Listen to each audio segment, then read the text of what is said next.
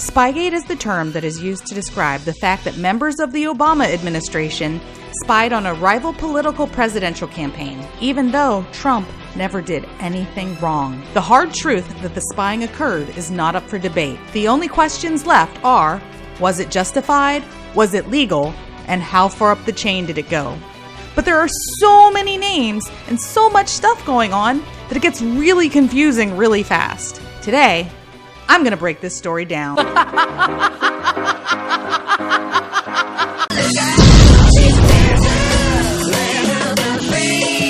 There were 3 plans that were deployed against the Trump team, and this video will be broken down into those plans. During Plan A, there was unofficial foreign intelligence gathering, unmasking, and FISA 702 query abuse occurring. They got caught during Plan A and moved on to Plan B, which involved getting a FISA warrant with no valid evidence of wrongdoing and launching the FBI counterintelligence investigation that was called Crossfire Hurricane.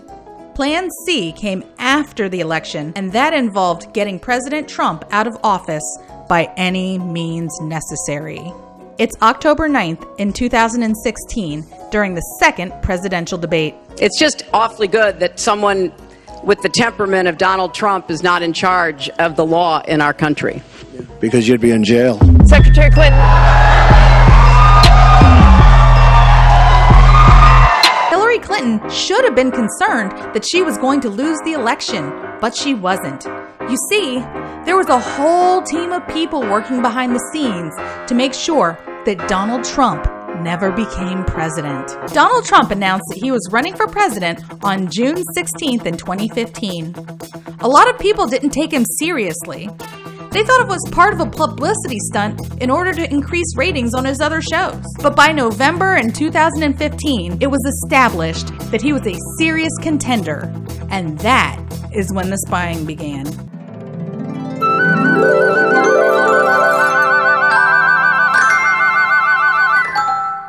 The first step of the spying process began on July 20th in 2015. Deputy Attorney General Sally Yates put out a 58-page memo telling the Inspector General to go kick rocks. The FBI and the Department of Justice, particularly the National Security Division, didn't have to turn over all records like everyone else, particularly those involving Title III, which is wiretapping. Because who wants oversight when you're about to break the law? And besides, there was no Inspector General at state when Hillary Clinton was Secretary of State, so why start now? The first step happened so early into the presidential race that it makes me think that Team Hillary planned on spying on whoever the Republican nominee was, and Trump just so happened to be the guy that won. Now, with what they thought was the successful minimization of oversight in place, Team Hillary launched Plan A in November of 2015. They figured out that they could get all the opposition research they wanted by using a combination of using unofficial Five Eyes information, unmasking, and abusing the FISA 702 query process. Five Eyes is an intelligence alliance made up of Australia, New Zealand, Canada, the UK, and the US. In late 2015, CIA Director John Brennan began receiving unofficial Five Eyes information about a possible Trump-Russia connection. We know that the intelligence was unofficial because Congressman Devin Nunes stated in April of 2018 there was never any official intelligence used to open the FBI counterintelligence investigation into the Trump campaign. Robert Hannigan, the director of the UK's GCHQ, which is responsible for signals intelligence, even traveled to America to meet with Brennan in the summer of 2016 to pass him information. This was odd because the GCHQ is the UK's equivalent of the NSA. Brennan's counterpart would have been the head of MI6. Hannigan's counterpart would have been NSA Director Admiral Mike Rogers, not CIA Director Brennan. So British officials that were supposed to be our allies were helping the Obama administration spy on Trump, who never colluded with Russia. Could it have been related to Trump's pro-Brexit stance and him being tough on the EU? I don't know. Only time will tell. Brennan was also taking part in unmasking members of the Trump campaign which can occur with incidental collection. Incidental collection happens when a person is in contact with a surveillance target. So if I email Bob and Bob is under surveillance, even if I just say, hey, nice mustache, my email gets collected. Incidental collection can happen under Title III of the Omnibus Crime Control and Safe Streets Act of 1968, which means going to court and getting a warrant because a U.S. citizen is being targeted. Incidental collection can also occur under FISA Titles I and III, which is called traditional FISA. Once again, a warrant is needed for this process because it applies to people, property, or facilities inside of the United States, and when the proposed target is believed to be a foreign power or an agent of a foreign power. Additionally, incidental collection also happens when you are dealing with surveillance pursuant to Section 702 of the FISA Amendments Act. Surveillance under 702 does not require a warrant because it's supposed to target foreign terrorists on foreign soil. The Attorney General and the Director of National Intelligence have complete discretion over who the targets for surveillance are, and the standard for surveillance is much lower. It's simply for foreign intelligence information. Reverse targeting, which is the targeting of a foreigner with the intent of getting information on an American citizen, is strictly prohibited. If a surveillance target is communicating with an American citizen, minimization procedures are supposed to take effect. Part of those procedures include changing the citizen's name to U.S. Person 1 in order to protect the privacy of that citizen when a classified intelligence report is made. Unmasking is the term used when the American citizen's name is revealed. It can only be done for national security purposes and when the name of the citizen will help give context to the information. Leaking unmasked names is a criminal offense, and unmasking Americans for reasons other than national security is called espionage. And under federal law, espionage is a felony that can carry the death penalty. So first, I recently confirmed that on numerous occasions, the intelligence community incidentally collected information about U.S. citizens involved in the Trump transition. Details about U.S. persons associated with the incoming administration, details with little or no apparent foreign intelligence value, were widely disseminated in intelligence community reporting. Third, I have confirmed that additional names of Trump transition team members were unmasked. And fourth and finally, I want to be clear, none of this surveillance was related to Russia or the investigation of Russian activities or of the Trump team. CIA Director John Brennan, UN Ambassador Samantha Power, National Security Advisor Susan Rice, and Director of National Intelligence James Clapper are just some of the Obama administration officials that are guilty of unmasking members of the Trump team. Mr. Clapper and Ms. Yates, did either of you ever request the unmasking of Mr. Trump, his associates, or any member of Congress?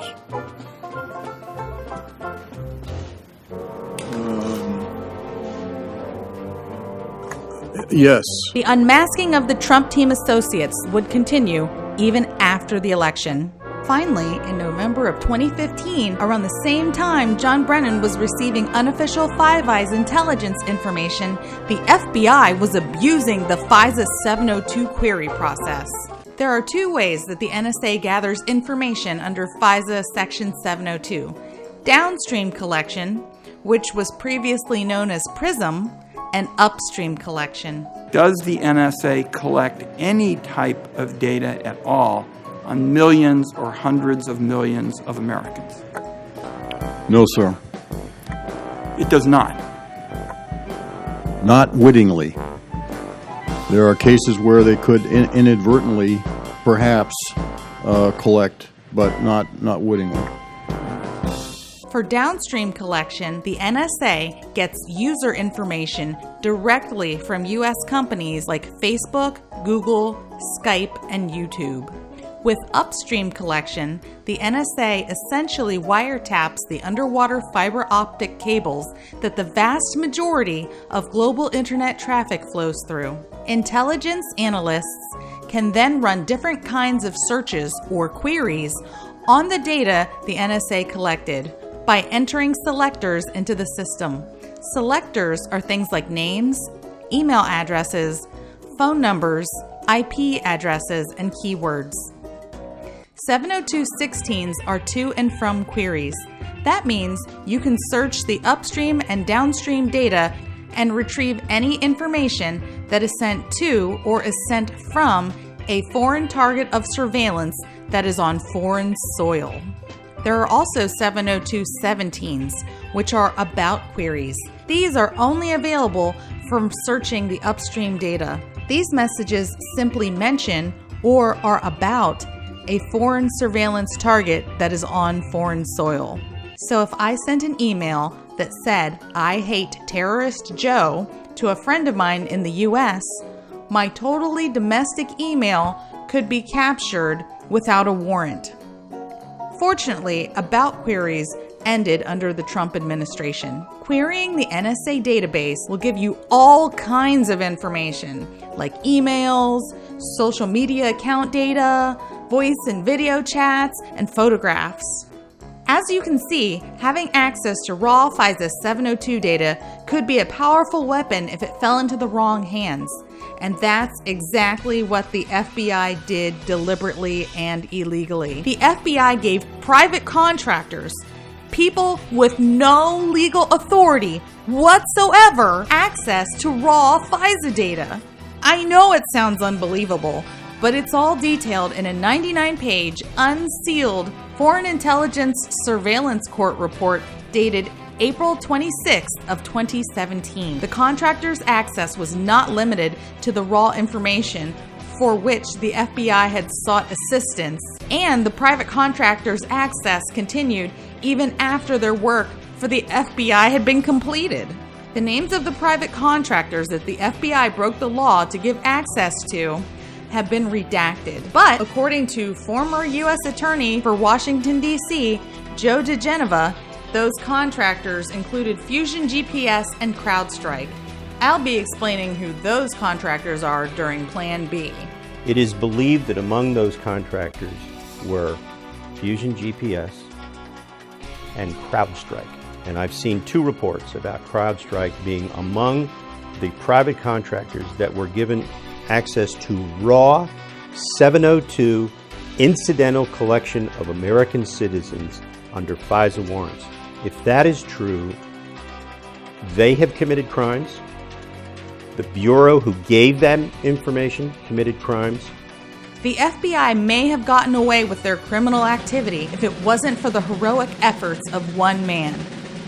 And that man was NSA Director Admiral Mike Rogers. It's worth noting that most of the people that worked for the government agencies that were involved with the spying were good people. There were just a few bad hombres at the top that conducted themselves in a possibly treasonous fashion. So between late 2015 and early 2016, Admiral Rogers noticed something strange was going on with the 702 queries. On January 7th of 2016, NSA Inspector General George Ellard wrote a report noting that there were 702 violations occurring, including using American citizens' information to query the upstream data, which really isn't supposed to happen because 702 upstream queries are supposed to target foreign terrorists on foreign soil. Admiral Rogers turned around and ordered a fundamental baseline review of compliance associated with 702. But the review wouldn't be completed until October 20th of 2016.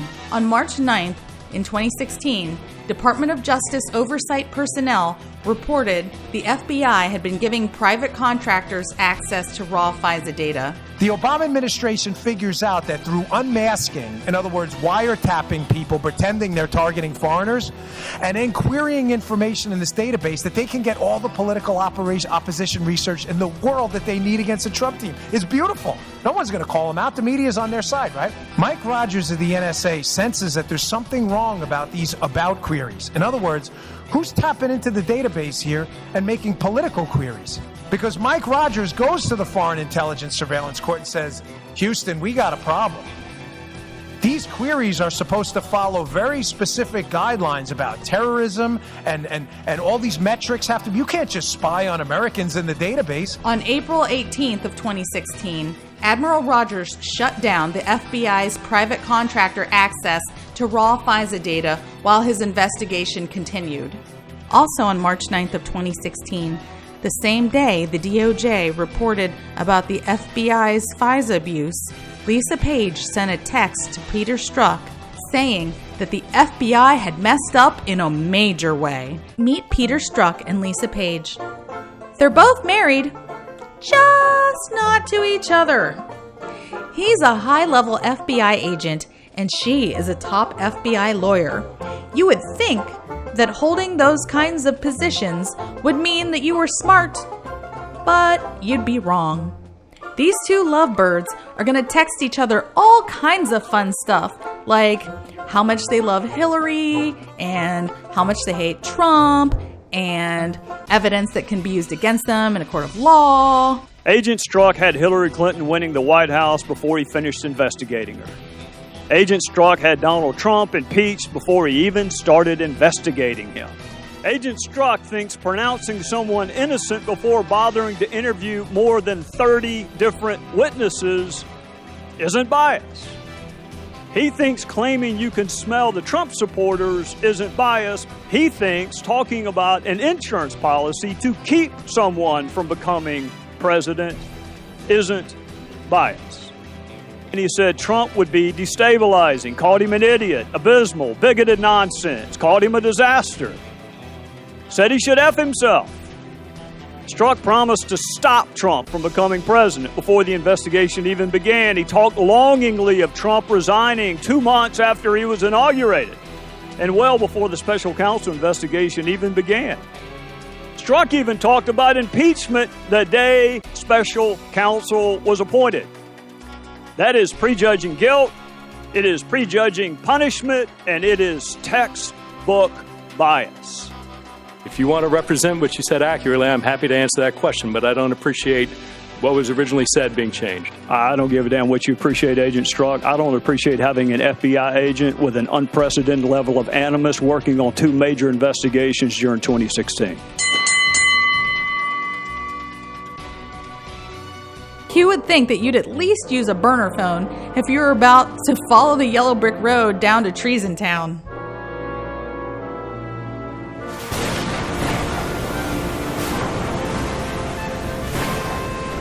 That's right, they got caught up in a hurricane, a crossfire hurricane.